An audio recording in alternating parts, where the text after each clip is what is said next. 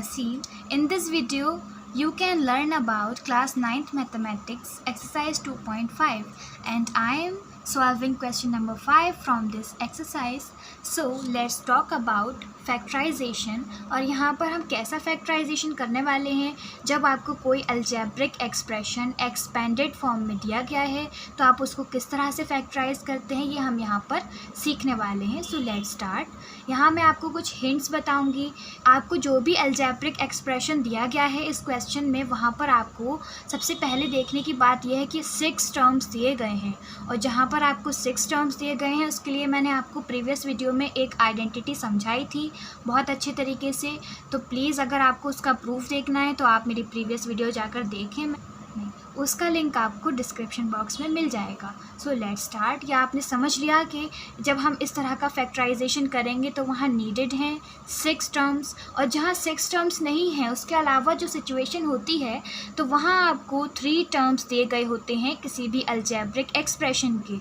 Same इसी तरह का फैक्टराइजेशन हम कर चुके हैं क्वेश्चन नंबर 3 में और वहाँ पर आपको दिए गए थे 3 टर्म्स. लेकिन जैसे ही टर्म्स की क्वांटिटी चेंज होती है वहाँ हम आइडेंटिटी दूसरी यूज़ करते हैं. इसी वजह से हम यहाँ पर नई आइडेंटिटी के साथ इसको फैक्टराइज करने वाले हैं. सो लेट्स स्टार्ट कि हम कौन सी आइडेंटिटी यूज़ करने वाले हैं यहाँ पर. सो गाइज यहाँ पर जो हम आइडेंटिटी यूज़ करने वाले हैं वो है x + y + z का होल स्क्वायर. क्योंकि जो भी आपका अलजेब्रिक एक्सप्रेशन है उसमें जो 6 टर्म्स बने हुए हैं, 6 टर्म्स बने हैं इसलिए क्योंकि यहाँ पर आपको 3 वेरिएबल्स दिए गए हैं x, y एंड z. इसी वजह से आप यहाँ पर आइडेंटिटी का यूज़ करेंगे x + y + z का होल स्क्वायर. और ये इक्वल होती है x² + y² + z² + 2xy + 2yz + 2zx. ये आपकी आइडेंटिटी है. इसका प्रूफ अगर आपको देखना हो तो प्रीवियस वीडियो में जाकर देख लें. क्वेश्चन में जो दिया गया है वो हमें RHS दिया गया है क्योंकि ये एक्सपेंडेड फॉर्म है. और इस RHS से हम अपने क्वेश्चन को LHS की फॉर्म में लेकर आएंगे और यही फॉर्म हमारी फैक्टराइजेशन कहलाएगी. बिकॉज़ ये फैक्टर्स हैं जो आपस में आपने स्क्वायर की फॉर्म में लिख रखे हैं.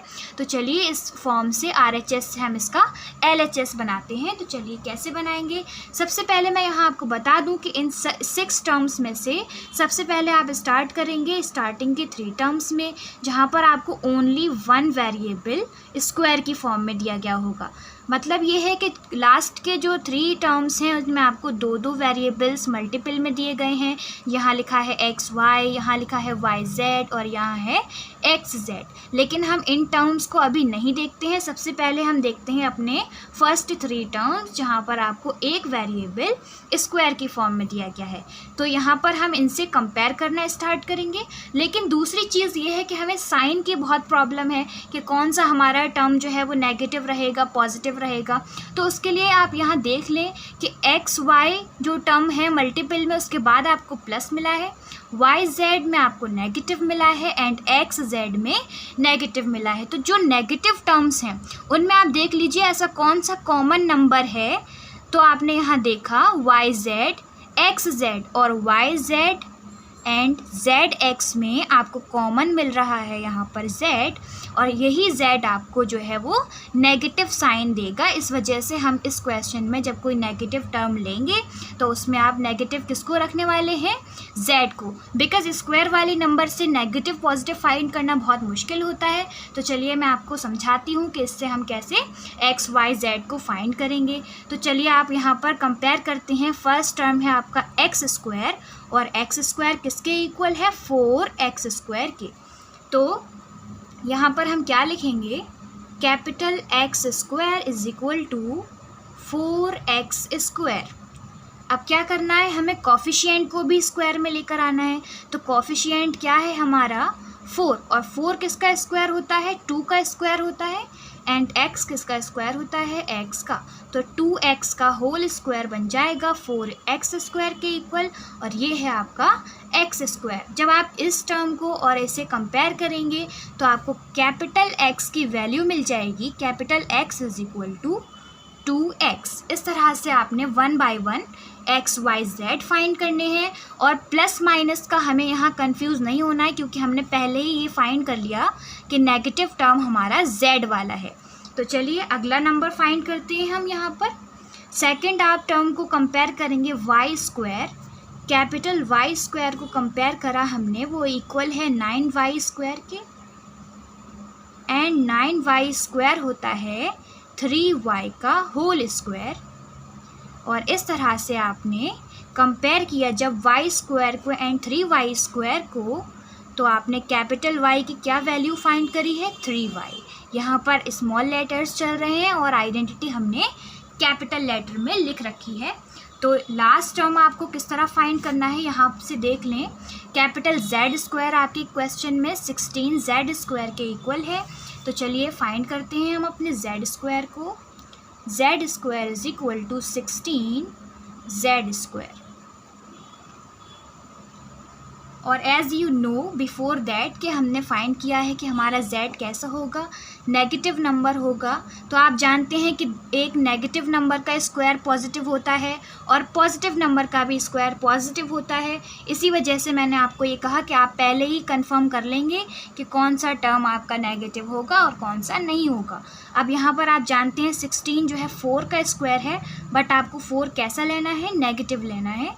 और ये लिखा आपने z माइनस 4z का होल स्क्वायर होता है 16z स्क्वायर के इक्वल, और ये आपने लिख रखा है कैपिटल Z स्क्वायर के इक्वल। तो आप यहाँ से जब अपने कैपिटल Z स्क्वायर को इस टर्म से कंपेयर करते हैं तो आपको क्या मिलती है, z की वैल्यू -4z। और इस तरह आपने 1 by 1 x, y and z की वैल्यूज़ फाइंड कर ली हैं। अब हमें क्या करना है, RHS बनाना है अपनी आइडेंटिटी से। तो RHS में हमें क्या लिखना है, x plus y plus z का होल स्क्वायर। अब यहाँ कंपेयर कर चुके हैं हम पहले ही, यहाँ बस वैल्यूज़ पुट करनी है। कैपिटल X की क्या वैल्यू है 2x, प्लस कैपिटल Y की क्या वैल्यू है 3y, एंड प्लस z की क्या वैल्यू है -4z का होल स्क्वायर। इट मीन्स कि आपने इसको फैक्टराइज कर दिया है। और होल स्क्वायर वाली क्वांटिटी को आप इस तरह भी मल्टीपल में लिख सकते हैं, यही कहलाता है आपका फैक्टराइजेशन। इस तरह से आप 2 ब्रैकेट के मल्टीप्लाई में भी इसको लिख सकते हैं, और ये कहलाएगा आपका -4z, ये कहलाएगा आपका फैक्टराइजेशन।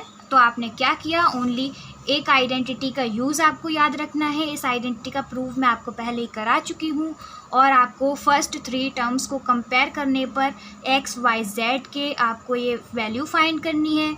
पॉजिटिव और नेगेटिव नंबर कौन से हैं ये फाइंड करने के लिए मैंने आपको बता दिया है।